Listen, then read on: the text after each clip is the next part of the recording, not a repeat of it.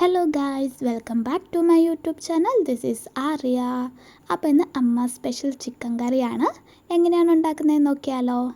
അപ്പോൾ നമുക്ക് ചിക്കൻ നന്നായിട്ട് കഴുകിയെടുക്കാം. കഴുകിയെടുത്ത് ചെറിയ കഷ്ണങ്ങളായിട്ട് ഞുറുക്കാം. അതിൻ്റെ അകത്തോട്ട് ചിക്കൻ മസാലയും അതുപോലെ തന്നെ മഞ്ഞൾപ്പൊടിയും ഉപ്പും ഇട്ട് നന്നായിട്ടൊന്ന് പുരട്ടിയെടുക്കുക കേട്ടോ.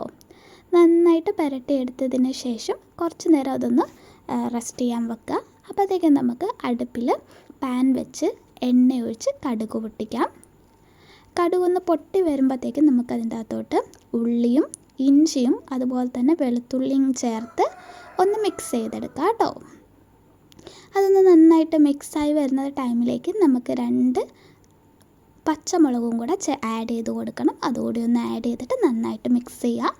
നന്നായിട്ട് മിക്സ് ചെയ്ത് വരുന്ന ടൈമിൽ നമ്മൾ നേരത്തെ മാഗ്നേറ്റ് ചെയ്ത് വെച്ച ചിക്കനും കൂടി ഒന്ന് ഇട്ട് ഇളക്കി കൊടുക്കുക കേട്ടോ.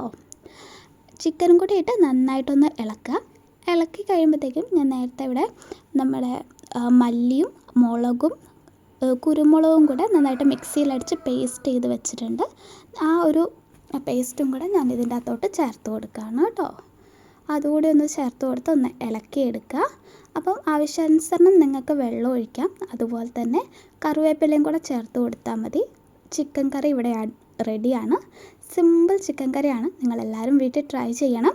നിങ്ങളുടെ